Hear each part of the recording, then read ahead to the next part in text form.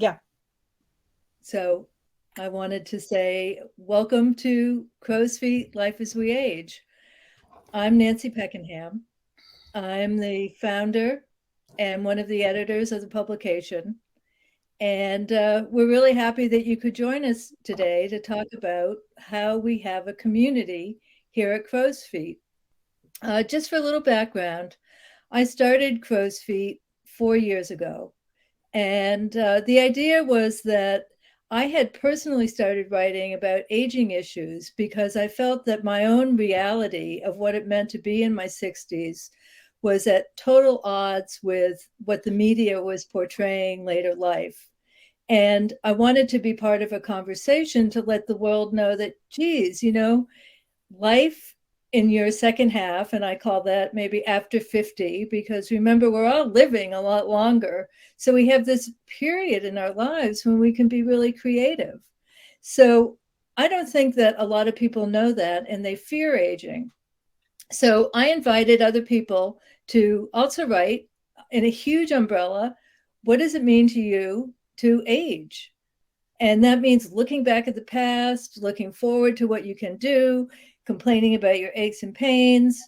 And what happened was that there was a whole community that started growing and becoming stronger because people would comment. Like, say, if somebody had written an article about how they really disliked when uh, the clerk in the store spoke down to them and called them dear or honey, and so you write an article about that and how condescending that is and insulting.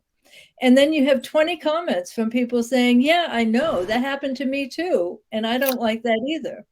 And that's how you begin to change human behavior, by being part of a conversation. So we opened it up, and lo and behold, a lot of articles are coming in, so many that as the only editor in the beginning, I didn't know how I was going to be able to edit and publish all of these articles. So I reached out to the community and asked for people to help me edit. And Betsy Allen and Nancy Franklin are two of the first people who responded and said, yeah, I can help. And we're going to be hearing from them in just a moment. I'll introduce Betsy right now. She is an editor. She's also a professor of literature and writing at George Mason University. And Nancy Franklin is coming to us from the West Coast. And she is an editor and she's a humor writer on Medium. But she comes with a background in marketing and communications in the healthcare field, and brings a lot of skills to the job, as does George Ace Acevedo. George is a lifetime radio broadcaster, voice actor, and really a storyteller. And that's how we got to know him, because he's a very frequent contributor to Crow's Feet. And we're going to be hearing from everyone here. But first, I just wanted to say a few words about, how we grew into a community. So we now have 9 editors, right? We have probably 50 to 60 stories a week that we publish on Crow's Feet. And they're all stories, looking at life as we age. As I said, it's a very broad umbrella. So about 2.5 years ago, I invited all of the writers to come on a Zoom call. And I think about 80 people showed up, and we thought, how can we get this message out that aging is not the scary dead end that we've been taught? And number one thing everyone wanted to do was to create a podcast. And we did. If you haven't heard Crow's Feet podcast yet, we have 23 episodes where we have a rotating cast of hosts, all Medium writers, Crow's Feet writers, and we interview other writers and experts on aging, grief, lots of topics. So be sure to check that out. But it wasn't just the podcast that people wanted to do. We had other people say, I'll work on social media.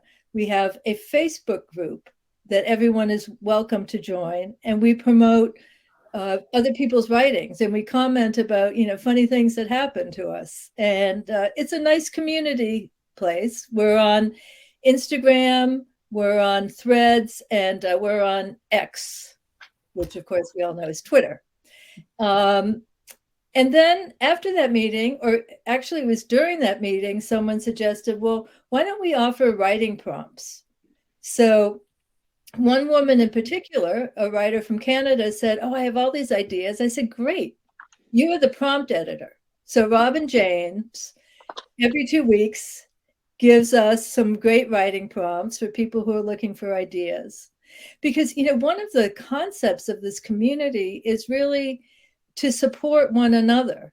Because for the first time, if you've left a long career, or if your family has grown, or you're just finding yourself with more time, and you think, I've always wanted to be a writer.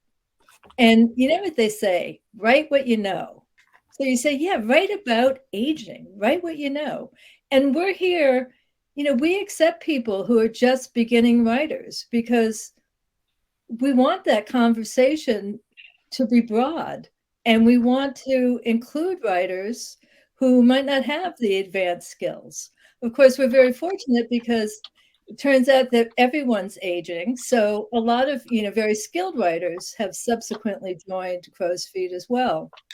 But one of the things that we did, Kathleen Murphy attended that session on Zoom, and she said, wouldn't it be great if we had a monthly event where we could get a group of like 12 writers who know each other, and we talk about our work, and we talk about problems, and we maybe critique and get special speakers in.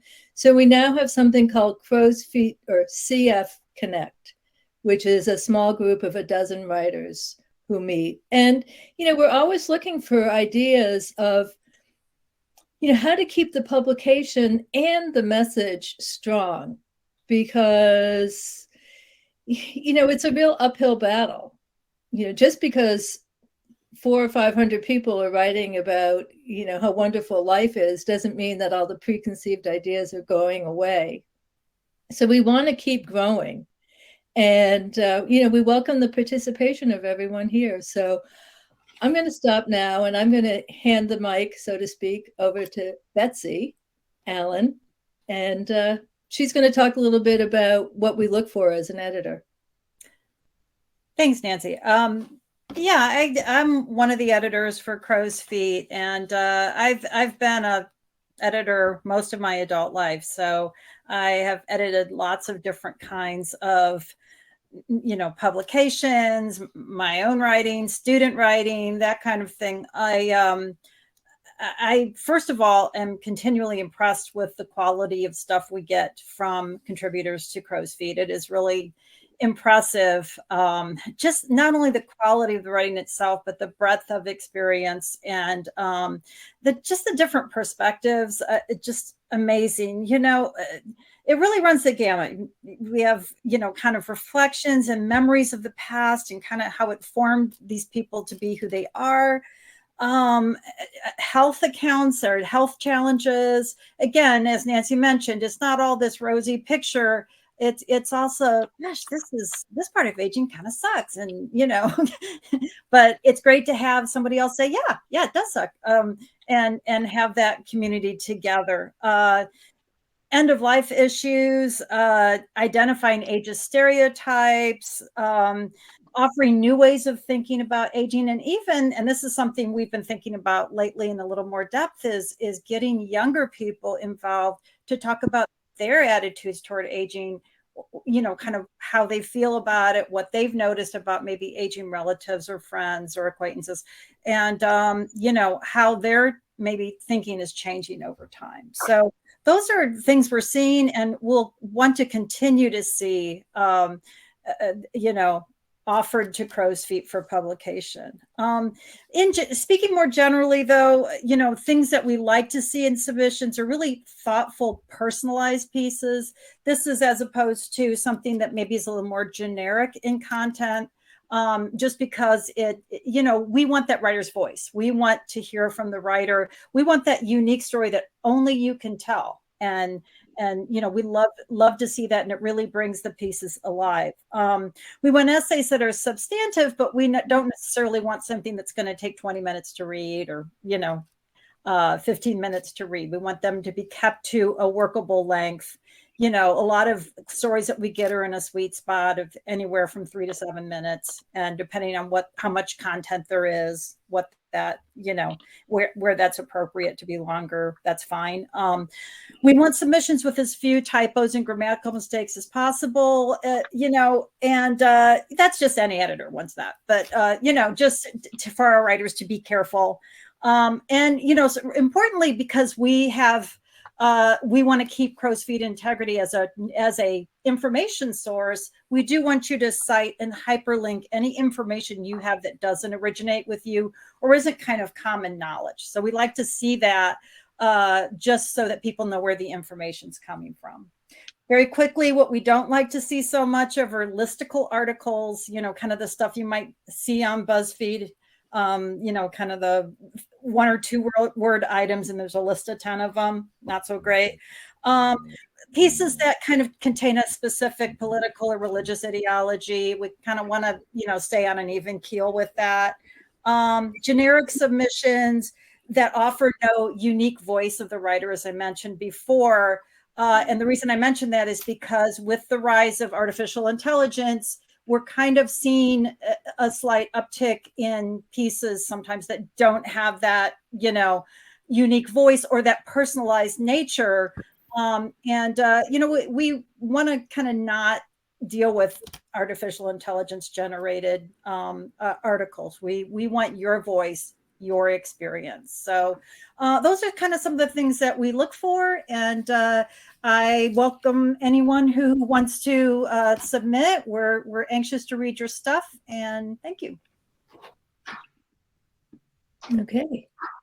Nancy Franklin, would you like to share a few words? Sure. Tagging on to what Betsy has said, we also look for humor. I mean, anything that's humorous about the aging process, we welcome. We've published poems as well. And one thing we haven't gotten into, but would always be interesting, would be cartoons. Any kind of cartoon about aging or poem about aging would be great. Again, we're not a fiction publisher or publication. So we've had to turn down stories where people are writing fictional accounts of things. We really want the personalized stories. We want things that highlight the human experience, things that we can all, that we all share about the aging experience. And, our main mission, our main goal is to change the perception around aging. So anything you can do along those lines are helpful.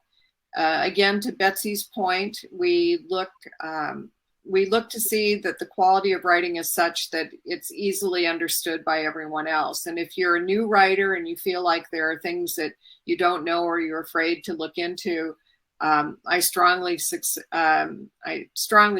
that you consider online classes. There are a lot of free online classes that can help you with memoir writing and such. Here at Crow's Feet, we also look at volunteers. We're a volunteer army, so all of us editors and people who sit on the podcast committees and things are always looking for volunteers who can, who want to help and be part of the team. So that's really it. Again, this is a community of writers. We're looking to create a community where people can find others who share their interests and share their stories. And we look for that as a way to grow our site and to grow our camaraderie, if you will.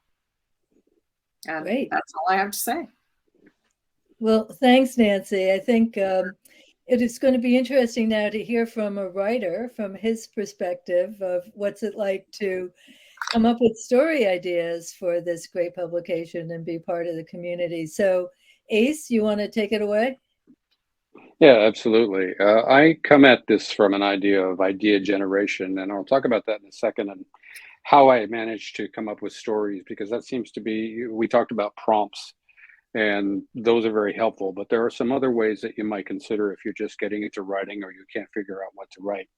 I was on the radio for over 30 years, and many of those years I had a morning show. I was not a shock jock or a guy who did funny voices. I would talk about daily stories, the stuff that we all deal with on a day-to-day basis, and I've been doing that throughout my entire life. I aged out of radio, unfortunately, but I found that writing allows me to keep telling those stories. Now, the thing is that when I was doing a morning show, I was responsible for filling 4 hours worth of content every morning, 5 days a week. That's a lot of material. So if I don't have a method or a way to generate a lot of different ideas, I could run into a lot of trouble. Now, keeping that in mind, what I like about Crow's Feet are a couple of things. First off, if you're writing for Crow's Feet, you have an audience of peers. You're talking to people who understand your story, who know what you're talking about. Whereas when I was on the radio, I was talking to a broad audience, and that's a little bit different. But this one is more of a community because we all share a lot of commonalities. Now, keeping that in mind, I because of that, we sometimes could run into an issue where you might not feel you have something to talk about because it's been said 20, 30, 40 times before. But the honest truth is that everybody has their own voice. Everybody has their own viewpoint. Everybody has their own stories about that particular thing. So don't let the idea that, well, you know what, I just read so-and-so wrote about it the other day. What's your take? What's your view? What's your expression of whatever it is that you want to do? Now, one of the ways that I generate a story, there's a quote, and unfortunately, I can't remember who said it, but it's basically every writer walks past 100 stories a day. The good writers are able to pick out 5 or 6. So to generate these ideas of what happens in your day, there's 2 tricks that I like to use. The first one is I write 10 headlines every day. There's a gentleman named Ayo Deji here on Medium that is a big proponent of this. So every morning I sit down and write 10 ideas. I don't know what they're going to be before I start. It may take me 10 minutes to do them. It may take me half an hour to do them. But the point is it gets your mind thinking about what you're going to be saying. This technique has been used by Johnny Carson, Jerry Seinfeld. There's a lot of great people that have used this particular technique. And it really goes a long way towards generating ideas every day. And they're not all going to be great. You're going to have 10 of them, but out of those 10, 1 is going to be really good. So this is a thing to get used to, and it gets your mind in terms of thinking of stories. The other thing is carry a notebook. Don't use your phone. I know everybody says, oh, you know, my phone has notes, but that's nice. But if, say, I'm having dinner with a group of people and I have an idea, I will pull out my notebook and I'll write it down. Now, if I use my phone, everybody's going, oh, sure, look at that. We're having a party and he's looking at Instagram. So it's kind of awkward and uncomfortable. But that little notebook is a lifesaver. You can go back later and, you know, again, there'll be a lot of stuff. But that's because things happen all day long. If I pull out a notebook, everyone knows what I'm doing. Oh, he's just jotting a note. Okay, no big deal. So those are some of the techniques that I do. The last thing I want to state is don't be afraid. There's a level of fear involved, right? We're all worried we're going to say something wrong, right? That's going to cause everybody to laugh at us. And I always feel like there should be just a slight edge of uncomfortable to what you write, because that's really getting to the human element that we all share. If you're totally afraid, that's probably too much. But if you're at that edge of, oh boy, this is awkward, it's probably about right. So don't be afraid to throw things out there. And most importantly, don't be afraid to publish. You got to send us the stories. And as you do it, you'll get better. You know, they're never going to be perfect. So get it to where you think you like it, send it to us, and then you'll generate more. So those are just some ideas. Well, that's great. Great ideas. I love the headline ideas. You know, I also wanted to mention, I think it's great that Medium has organized this event. And I just listened to CEO Tony's address. And one of the things he said really caught my attention. He said that they're looking for writers who have, quote, lived hard and have a story to tell. And I thought that is perfect for Crow's Feet. Not that we've all lived hard, but we certainly have lived.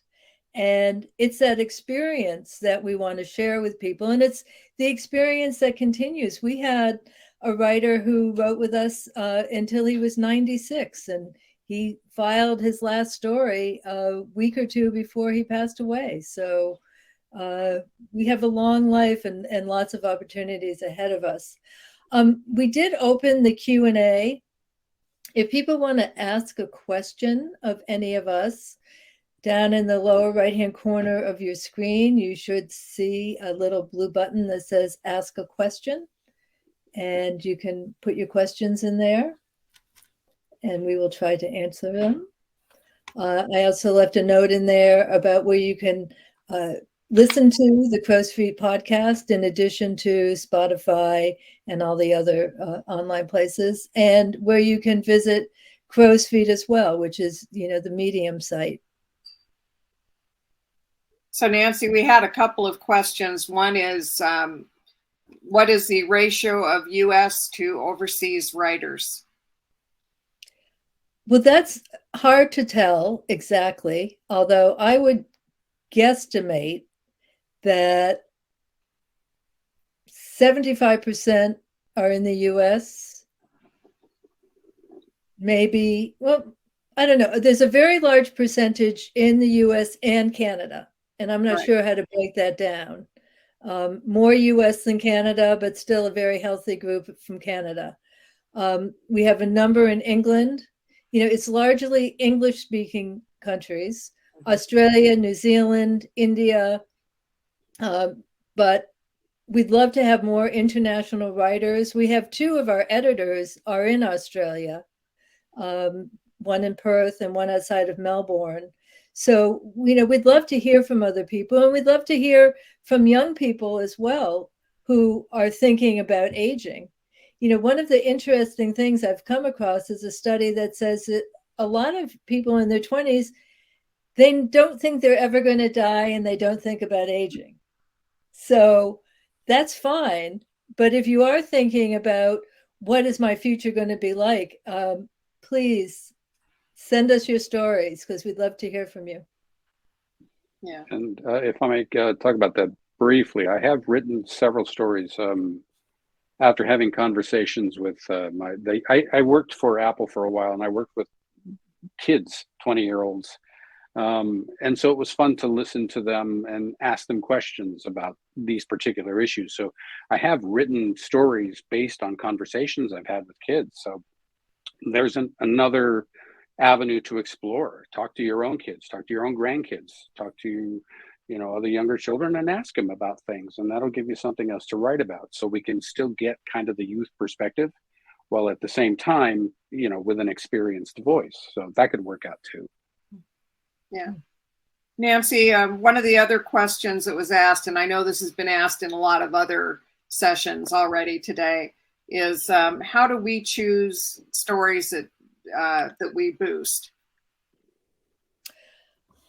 Well, I know there was a whole session on boost criteria, and there's some specific bullet points that they look for. One is that the message or the takeaway is very clear, that the person who's reading the article leaves it feeling like they've added to their knowledge about something, whether it's life, in our case, added to your knowledge about life. But the story needs to be well constructed and well written. And that's been a criterion for Crow's Feet from the beginning, that we have good writing and clear writing. But I think having a takeaway and not depending on the listicle, that, it takes the human out of the story to have a list. So, I would say it's primarily, what is somebody going to benefit from this story? Yeah. Yeah. And another question we had is, do we accept stories on end of life? Oh, absolutely. Yeah. Deep in our subconscious, we're all thinking about that. And, the older you get, the larger it looms. And, whether you're at peace with it or not, it certainly is a topic to explore. Yeah. And then somebody else wanted to know where to subscribe and how to get the prompts. And I know we've had some issues with subscribing, but the prompts are found on our Medium homepage, correct? Yes, and perhaps Yeah. I can share I'm going to try and share what the homepage looks like here. No, sorry, I got to type it in again. Okay. Show banner. Click me, it says. So I just clicked me. Okay. So Everybody else should be able to click me too and see the banner. Oh, okay, great. So you can see in the orange menu bar where it says writing prompts, just click on that and you'll get the prompts. And they're mixed in there with responses as well. So you can see what different people have written as you go through this. Right. And while that's up there, Nancy, it also to the left of the crow's feet face are how you can reach us on Instagram, Twitter, the Facebook group, and podcasts. And we should mention that the Facebook group is a private group. And we wanted people to be able to join it and feel like their privacy would be respected, and that not everybody in the public would be able to see comments, because we wanted to have robust conversations there. So you do have to, quote unquote, join the group, but that really is just clicking a button so that you can feel a little bit safer in commenting and interacting with the group. Yep. I hope I explained that correctly. Well, yes, we didn't want it to be a place where people could come in and attract, bad company, right. Trolls. So that's why we made it private. Spammers and Nigerian princes and you name it. Yeah. Exactly. So I'm trying to see if we have any more questions that I missed. On the subject of community, briefly, we talked about comments. I don't know if a lot of people on Medium are aware, but commenting on other people's stories is actually a very good thing to do to get others to see your writing. And by commenting, I don't just mean, hey, great article, but say something that you got out of the article to the author itself, and you'd be surprised how many of them will reach back out to you, or they'll begin writing or following you as well. But the community aspect of Medium is also one of the biggest things about it as a whole, not just for Crow's Feet, but as a community of writers. So I've learned that when you really pay attention to other people's work as well as your own, and not just going on theirs and saying, hey, read my article over here. I mean, don't do that, but at least, communicate, tell an author what you got out of their article. That was really cool. And you'll be surprised how many more people will reach out with you, and how quickly you'll build a community that way. I'm sorry, Nancy, there are a couple of other questions, and I know we're getting close on time. Do we accept articles that have been published in other places? We do accept fresh articles from other places. And by that, I mean, if it's been published recently, like in the past week, but if it's something where you have 100 articles on your blog that you've been doing for 10 years, no, you cannot then submit them all to us. But if you've got something to say, we're not going to disqualify you on that basis. And we have encouraged younger writers to submit. Again, as long as it's about aging, we love intergenerational stories from younger writers who are recognizing the value of grandparents or who have older friendships, that sort of thing. So we had a question on that too. Love to see that, actually. That'd be great. Yeah, and Betsy, here's one I think you can probably answer since you had the editing, and it probably should be our last question. When we look at these stories, we had one question that says, I'm intrigued by the intention to give voice to a different view of the aging experience. Can you say more about how that affects the editing process? How do you mean say more about? Well, I think for Or- me to answer the question, it's more about when we look at the stories about aging, how does that affect our editing process? If we, to the different views. Yeah, I mean, I think it goes back to that writer's voice and their particular experience. What we're looking for as editors is the perspective of the writer in that aspect of aging. And we're going to, if we don't see that in the piece, we, most of us, work with the writer. If it's something that is something they can fix and it's not a complete and utter rewrite, but something where, well, could you add a perspective here, or this needs a little clarification like that, we would work with them on that. And, so again, whatever they're writing about, it has to have that perspective and, a taste of their own experience, which just strengthen the pieces and makes them so much more interesting and engaging to read. We're always going to err on the side of trying to make that as strong as possible. Okay. I think we're out of time. Nancy, Is there a way somebody can reach you if they have additional questions? Yes, our email is crowsfeet8, the number 8, numeral 8, @gmail.com. Crowsfeet8. You can also always leave a comment on an article, but the best way is to email us at crowsfeet8@gmail.com. And we'd love to hear from you. Join us over in Facebook, join us on Medium, and, we're going to shake some stuff up. Thank you all. Thank you. All right. Thank you. Bye. Bye.